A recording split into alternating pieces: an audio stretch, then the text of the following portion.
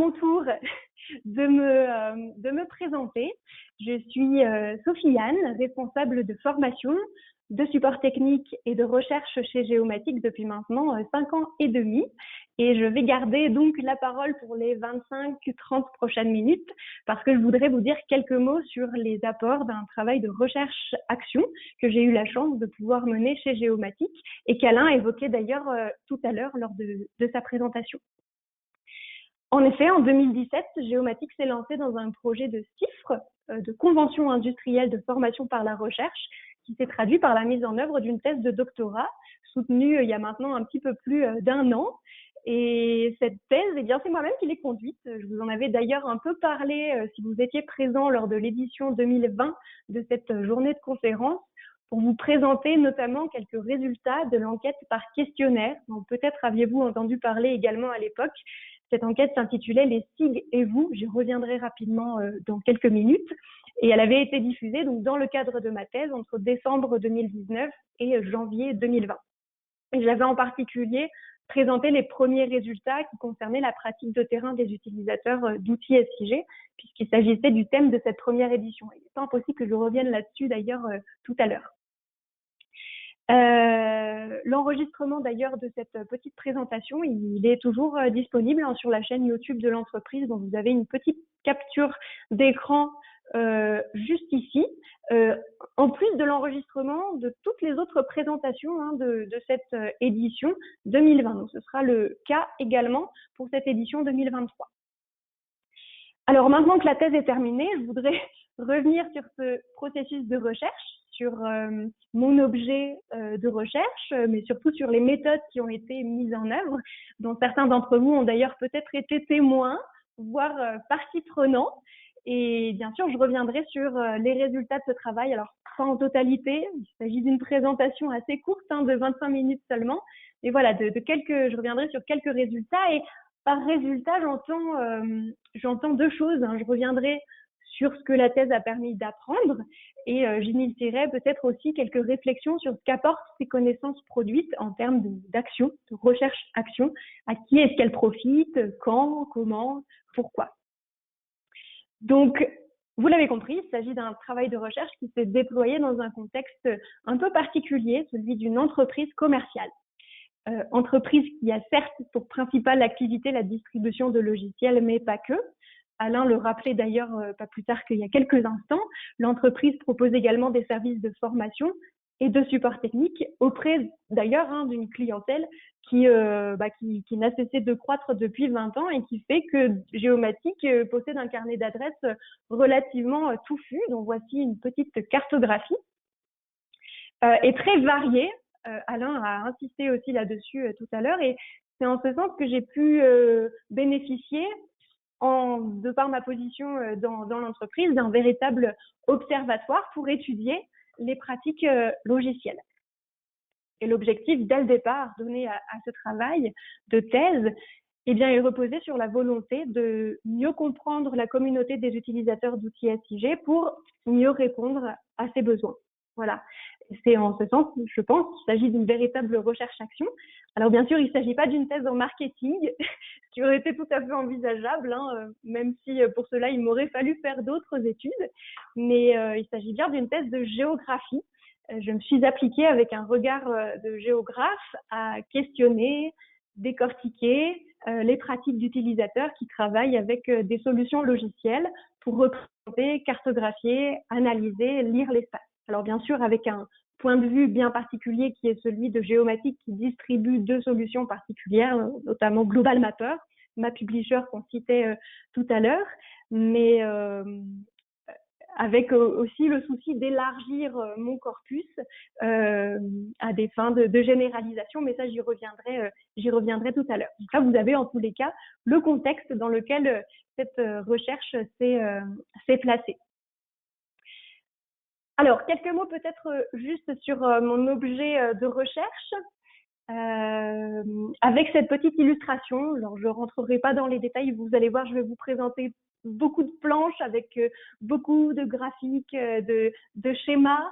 Celui-ci me plaît tout particulièrement parce que j'en suis plutôt fière. Je le trouve plutôt joli et j'aime bien cette image de l'iceberg notamment avec la partie émergée qui rend compte ici, vous l'aurez très vite remarqué, hein, d'une petite schématisation des différents principes de licence. Et ça, je pense que ça parlera à tout le monde, en tout cas à tout utilisateur ayant déjà eu besoin de travailler, d'installer des licences de logiciels propriétaires, hein, et qui a dû faire le choix d'une licence flottante ou réseau ou monoposte ou d'une licence par dongle. Et ce qui est intéressant ici, alors on ne va pas, je le disais, hein, rentrer dans le détail du fonctionnement des licences flottantes, réseau, monoposte. Il n'est pas impossible qu'on valorise cette petite illustration pour nos utilisateurs, pourquoi pas sur le blog de l'entreprise, pour vous aider à mieux comprendre quels sont les tenants et les aboutissants de ces différents types de licences. Mais en tous les cas, le schéma ici permet de voir assez facilement qu'on a différents types de licences qui répondent à différents types de pratiques utilisateurs, qui ont des besoins plus ou moins élevés de dépendance ou d'autonomie. Vous voyez, si l'utilisateur veut être le plus autonome possible, il s'orientera peut-être davantage vers une licence sous forme de dongle. Et puis aussi, en fonction d'usage individuel ou plutôt collectif, on s'orientera soit vers une licence plutôt monoposte ou plutôt une licence réseau ou flottante. Et donc, ce que je veux simplement vous montrer par là, c'est que on a un logiciel qui, juste quand on s'intéresse à la question de la licence, eh bien, permet de réfléchir sur et dit quelque chose des pratiques des utilisateurs. Et ça, c'est ce que j'ai pu constater en étant positionnée au sein de Géomatique, qui est donc une société qui distribue des logiciels. Et donc, c'est un point de vue parmi d'autres du logiciel. Il y a plein d'autres points de vue. C'est pour ça que je parle d'objets intermédiaires, hein, qui est une notion. Je ne vais pas vous embêter avec des concepts et des notions ce matin, mais juste j'en introduis une, peut-être celle d'objets intermédiaire qui a été proposé par un sociologue, Dominique Vinck, qui signifie juste que c'est un objet qui circule entre différents acteurs, dont Géomatique est partie prenante, hein, et qui se situe aussi à l'interface entre d'autres acteurs. On les a nommés tout à l'heure. Alain les a nommés. Il y a les utilisateurs, vous, qui avez aussi votre propre représentation et vos propres usages du logiciel, SIG, qui vous permet de représenter l'espace, de l'analyser. Pour nous, Géomatique, c'est un outil sur lequel on va former, qu'on va distribuer, c'est un produit commercial. Pour l'éditeur, ce sera un outil à développer. Peut-être que pour les développeurs de Global Mapper, eh bien, c'est le logiciel SIG, ce sont l'enchaînement de lignes de code. Donc voilà, ce que j'entends par objet intermédiaire, on a un objet qui a plusieurs facettes et qui peut être défini de différentes manières selon le point de vue duquel on se place. Et moi, j'ai eu la chance d'être positionnée au sein d'une entreprise qui se situe entre le monde des utilisateurs et le monde des éditeurs, et donc au sein d'un observatoire vraiment très intéressant pour étudier les pratiques logicielles et étudier mon objet logiciel, en observant donc de la théorie de l'acteur réseau proposée par Michel Callon, Bruno Latour et Madeleine Acri. Voilà pour les enjeux de définition qui tournent autour de cet objet de recherche qui est le logiciel SIG. Alors, pour cela, j'ai dû mettre en œuvre différentes méthodes de recherche, assez gourmandes, hein, je dois bien le dire, mais qui ont eu l'avantage de balayer assez large et de réfléchir à l'échelle à la fois du cas particulier et de la communauté des utilisateurs des logiciels SIG. Il y a 3 types de méthodes principales. D'abord, un gros travail d'observation. Je dirais l'action au service de l'observation, puisque de par mon statut chez Géomatique, j'étais à la fois doctorante, chercheuse, mais aussi praticienne, puisque chargée de support technique et de formation, également de démonstration. Et quand il s'agissait de participer à des événements, comme par exemple le salon des Geodata Days, je m'y rendais, et ce fut aussi des moments d'observation très, très intéressants. Alors, il y a le support technique, donc je le disais, qui peuvent peut-être de prime abord apparaître comme des échanges purement techniques, mais qui m'ont vraiment permis et qui continuent de me permettre d'être au plus près de la pratique logicielle des utilisateurs en difficulté, quand on me contacte au support technique, qui exprime un besoin, et donc de pouvoir mieux comprendre pourquoi tel ou tel outil doit répondre à tel ou tel besoin. Et dans certains cas, ça m'a permis d'apprendre beaucoup sur les objets d'étude des utilisateurs et du rapport qu'ils entretiennent avec ces derniers. Et puis le support technique, ça implique aussi souvent de faire l'effort, de se mettre à la place de l'utilisateur, de s'intéresser à son flux de travail, de la donnée brute jusqu'à la carte finale, de se documenter et d'apprendre plein de choses. J'ai été aussi amenée à donc dispenser des démonstrations pour promouvoir le logiciel, certes, mais ce sont aussi des moments où des échanges se font avec les utilisateurs qui expriment leurs besoins, leur boîte à outils actuelle, le fait de pouvoir échanger sur la manière dont tel ou tel outil peut s'intégrer dans leur fonctionnement actuel, ça apprend aussi beaucoup de choses sur les pratiques utilisateurs. Et à cela, c'est à ajouter aussi les formations qui m'ont offert un contact particulier avec les utilisateurs. Vraiment très intéressant, un bon moyen pour observer, échanger, apprendre sur les pratiques. Voilà, donc des missions qui m'ont permis de conduire un précieux travail d'observation des pratiques logicielles, auxquelles s'ajoute d'ailleurs, alors je le mentionnais tout à l'heure, la participation à des salons, la participation aussi à des événements particuliers auxquels j'ai eu la chance d'être invitée, comme par exemple le Géodis qui se passait à Dunkerque en 2019.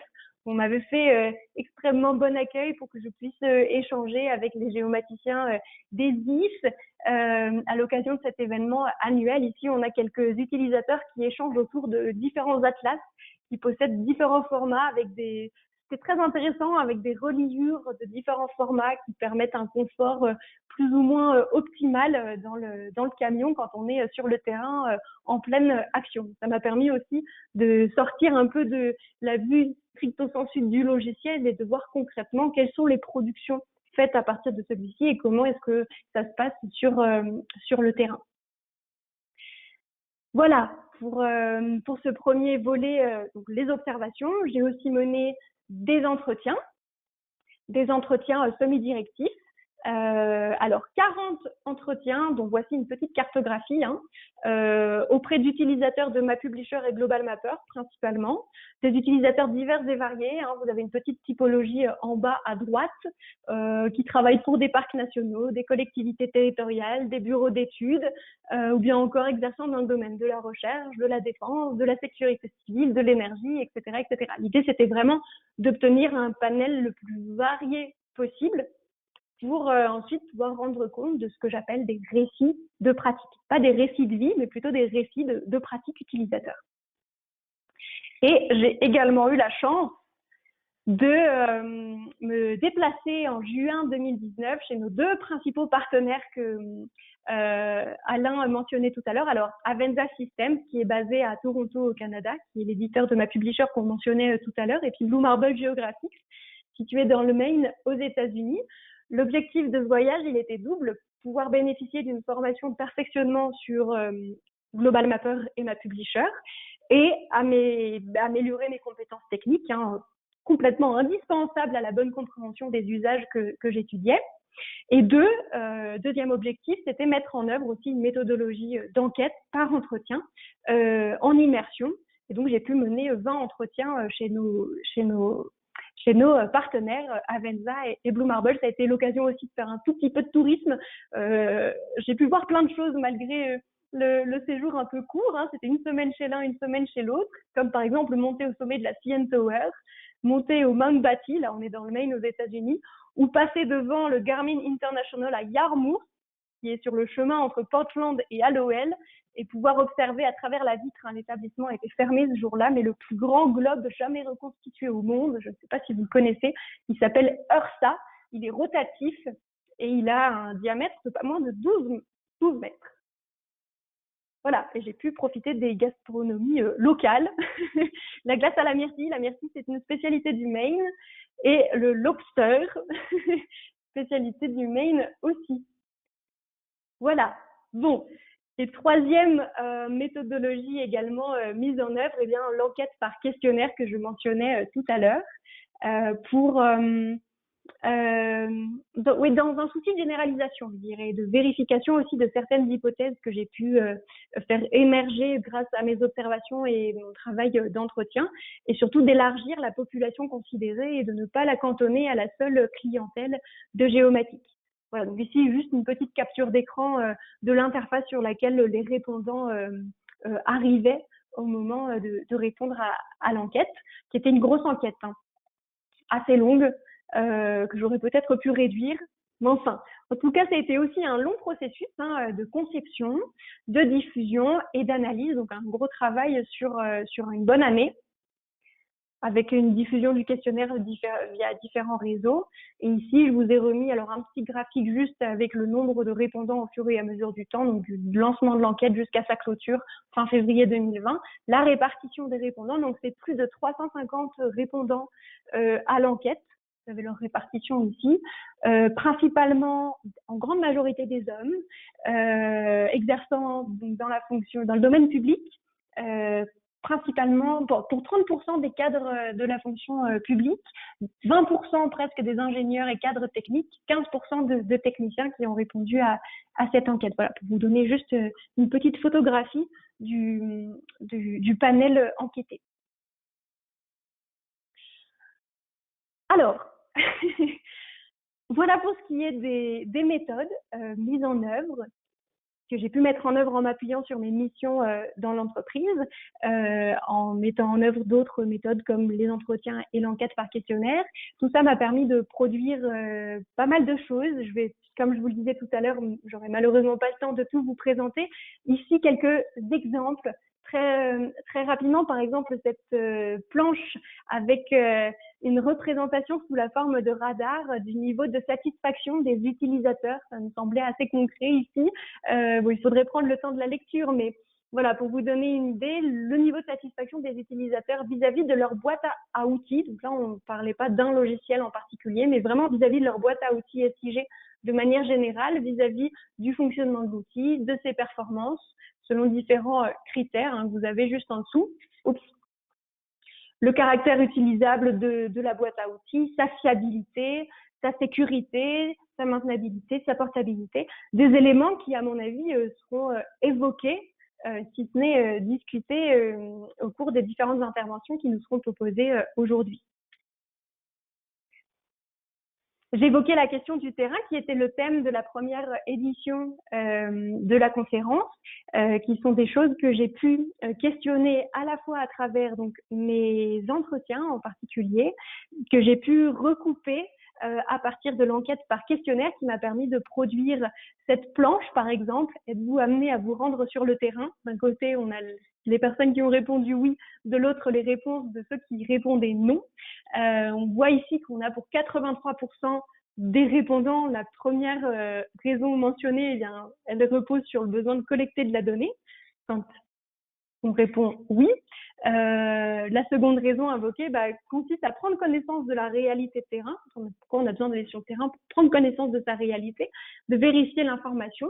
Voilà, avec différentes temporalités aussi qui sont en jeu, le terrain qui intervient avant, après, voire pendant le traitement de la donnée. Voilà, différentes informations qui a été possible d'extraire à partir de ces différents traitements et qu'on a pu discuter également au moment de la conférence de 2020 avec nos intervenants d'il y a 3 ans et qui nous ont permis de dégager différentes idées comme l'évolution du rapport que possèdent les utilisateurs au terrain avec l'évolution de la technologie. Peut-être que ce sont des choses sur lesquelles on sera amené à revenir en fin de journée, notamment via l'usage du drone, par exemple. Est-ce qu'on se déplace plus ou moins sur le terrain? Est-ce que le besoin de se déplacer sur le terrain reste important?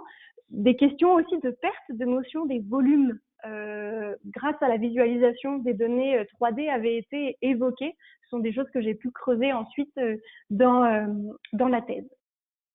Voilà, pour ces quelques exemples, et je vois que le temps file. Je voudrais peut-être également indiquer que ce travail de recherche a aussi été l'occasion, alors certes, de produire des résultats comme ceux que je vous ai présentés là très très rapidement ici à l'écran, mais il y a aussi quelque chose qui est peut-être plus diffus, qui va s'exprimer sur le temps long. Alors d'abord, dans la mise en œuvre du support technique et des formations qui sont des services qu'on continue bien sûr de proposer et que je continue d'assurer avec la proposition dans le futur, c'est en projet, je n'en dis pas plus, mais de nouveaux programmes de formation. Donc, vraiment avoir le souci de proposer des programmes de formation de qualité avec une évolution aussi de nos formats pédagogiques et de nouveaux supports donc à venir. Et puis, pourquoi pas, et en fait pas pourquoi pas, mais de manière certaine, continuer à jouer ce rôle de médiation dans le monde des utilisateurs, alors dans la communauté, auprès de la communauté de Global Mapper et ma publisher bien sûr en particulier, mais peut-être aussi plus largement, en continuant à proposer ce type de conférences utilisateurs pour vraiment permettre aux utilisateurs de bénéficier, de partager leur savoir-faire, de partager des techniques, de produire aussi, de leur donner l'occasion de produire des connaissances en se basant sur leur propre expérience et donc de pouvoir vraiment partager tout ça au plus grand nombre, donc que ce soit dans le cadre de conférences utilisateurs comme celle qui se tient aujourd'hui et celle qui s'était tenue en 2020, mais aussi pourquoi pas sous la forme d'articles. On a sur notre rubrique de blog chez Géomatique une rubrique qui s'appelle Coup de projecteur, dans laquelle on met à l'honneur les pratiques de certains utilisateurs. Alors, il y a des coups de projecteur qu'on met en œuvre comme ça au fil de l'eau. L'idée, c'est aussi de pouvoir continuer à valoriser certains des entretiens que j'ai pu conduire pendant la thèse pour, voilà, toujours dans ce rôle de médiation et de partage d'expériences au plus grand nombre. Voilà pour ces quelques mots de retour d'expérience sur ce travail de recherche. C'était très rapide, mais c'est certain qu'on vous reproposera à l'occasion des retours sur les résultats produits par ce travail de recherche. Je vous remercie de votre attention et j'en ai terminé pour cette petite présentation.